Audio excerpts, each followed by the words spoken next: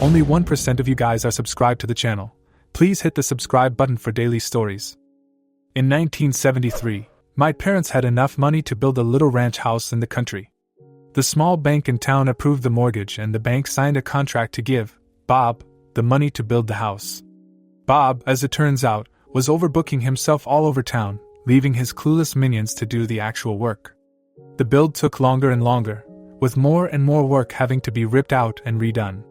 We're not talking about using the wrong color paint or nailing up some wonky trim here.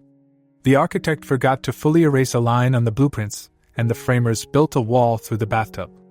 My mother was told, "Don't put anything heavy in the kitchen cabinets."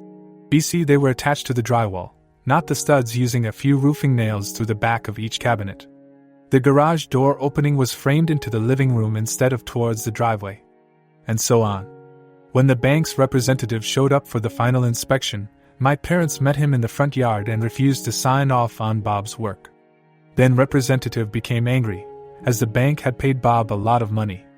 He strode to the front door and pulled on the doorknob, whereupon the entire door, casing included, fell on him. It had simply been wedged, not nailed into place.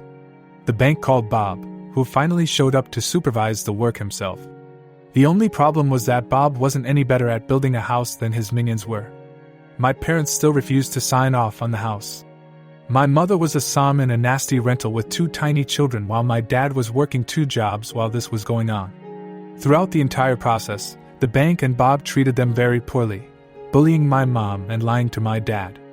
What should have been an exciting time for my parents was ruined. My mom cried a lot. My dad got depressed. Finally, the bank threatened my parents with foreclosure, and Bob threatened to sue my parents for breach of contract. BC the bank refused to pay him any more money.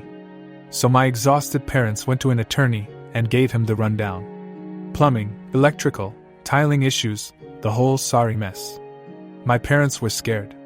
All they had was their small down payment savings, so if this became a lengthy court battle, the bank and Bob would win.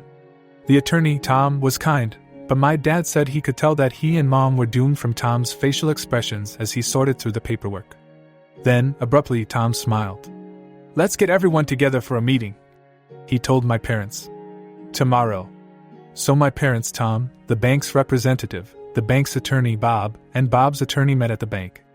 Tom didn't give anyone else time to begin.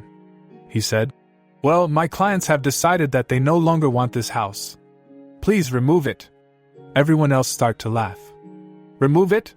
Have you lost your mind?" Tom, in a sweeping, theatrical gesture, placed a deed on the table. "My clients own the land the house is sitting on outright. They no longer want the house. Get the house off my client's land." Bob's attorney stared at the deed, and then turned and stared at Bob. "You built a house on land you don't own?" Bob nodded. The bank's attorney started yelling at the bank's representative. "You didn't finance the land the house is on?" The representative stammered. "UH.NO," Tom said firmly. "As I said, gentlemen, you're trespassing on my client's land. I expect the house to be removed and the land returned to its original state at once." My dad said he'll remember the blank looks everyone on the other side of the table passed to one another for his whole life. Sure, the bank could foreclose on a house that wouldn't exist by the end of the week, with no way to recoup the money. They didn't even own the land it was on. Bob was out the 50% he'd paid out of pocket, plus he was on the hook for tearing down the house and removing it. On top of that, the bank would undoubtedly want him to repay the initial 50% they'd given him. Could they have gone after my parents? Sure. A foreclosure would have meant bad credit for my parents moving forward. They might lose their down payment. But to sign off on the house in its condition at that time would have meant thousands and thousands of dollars in cash to replace/repair everything from the roof to the basement before the house could be safely lived in.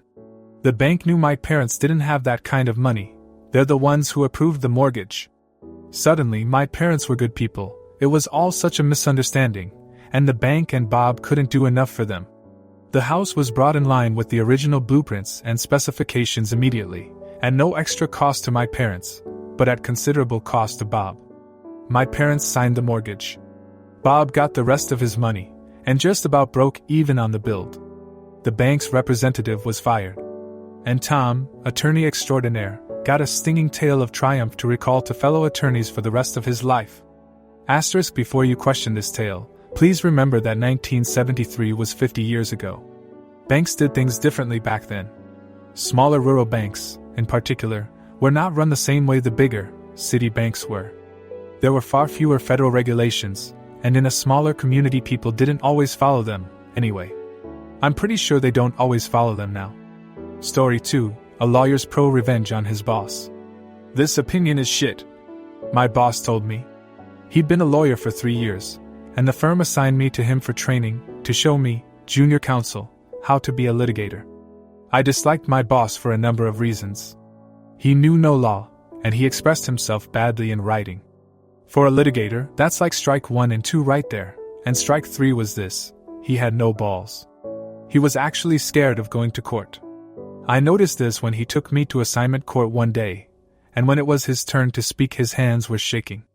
He was scared, in fucking assignment court, where all you do is set a trial date. "What's wrong with what I wrote?" I said. "Not what I asked for," he said, turning away. But when I checked the memo he'd emailed me 2 weeks earlier, I saw that the opinion I wrote was exactly what he asked for.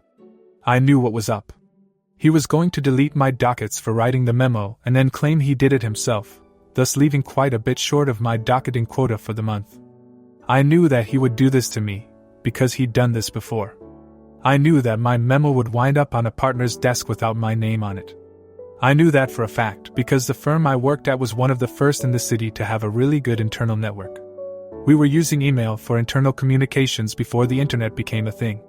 So the firm was way ahead in terms of technology, but not in terms of security.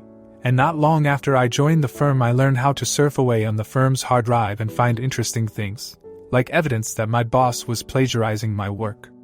My boss was the very model of the young downtown lawyer. His perfect shoes always gleamed. He wore bespoke suits because he came from money. Everyone just took it for granted that he was on the partner track. I, on the other hand, was well on my way to nowhere special, so maybe he thought it was okay to fuck with me. If so, that was a big mistake on his part. I didn't like having my billable hours fucked with. I seriously resented it, because I was already being targeted as one of the juniors who doesn't docket as much as he should, and I was getting pushback from the partner who headed our team. I told the partner what was going on, but he didn't care.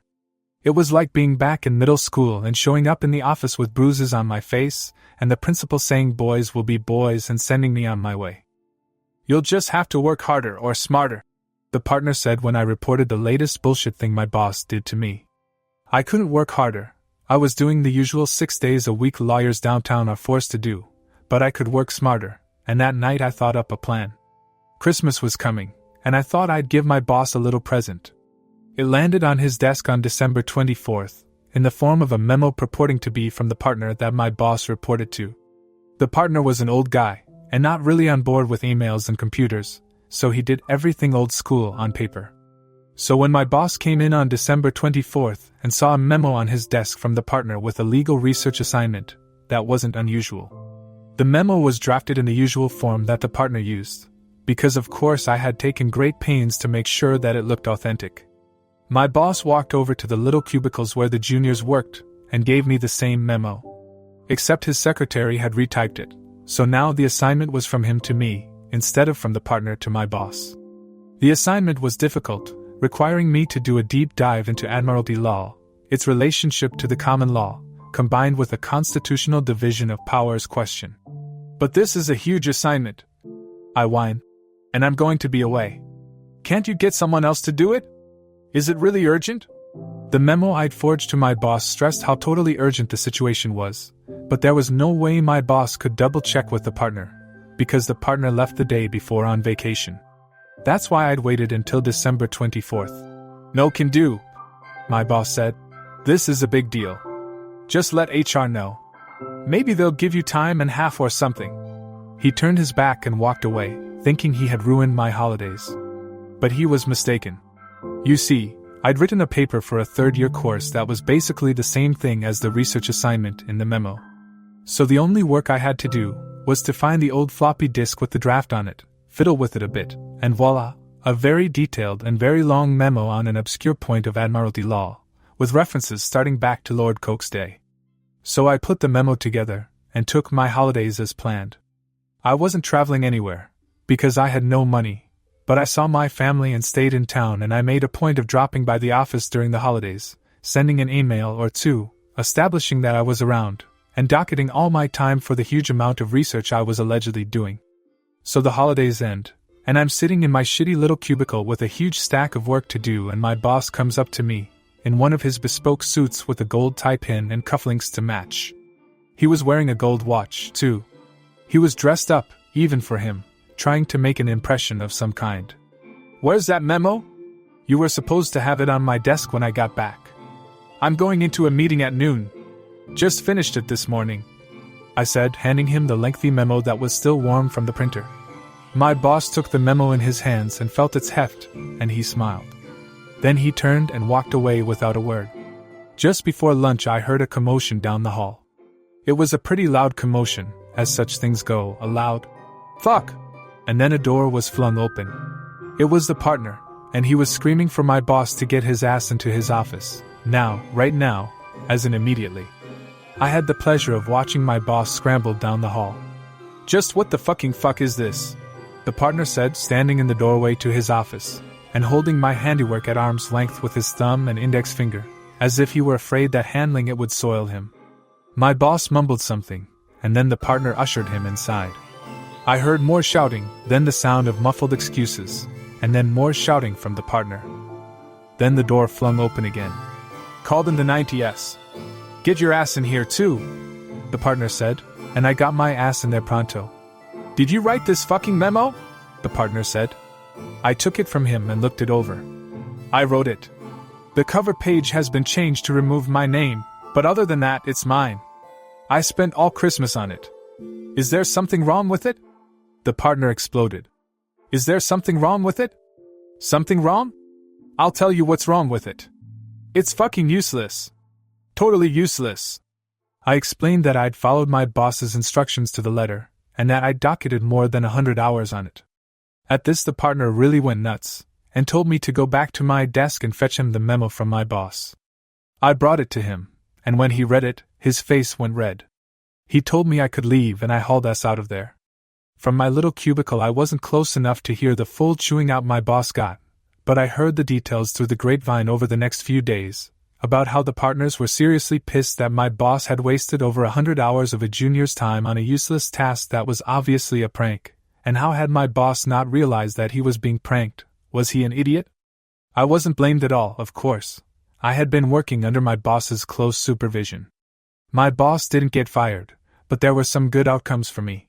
For one thing, the partner told me to send him a copy of any memos I wrote for my boss, and that ended him taking credit for my work. My boss also stopped deleting my dockets from my research. Plus I got a belated Christmas bonus for having to give up on my alleged vacation to write the stupid memo. I really hated working in that place, but whenever times were tough, I'd think back to the case of the forged memo, and that always brought a smile to my face.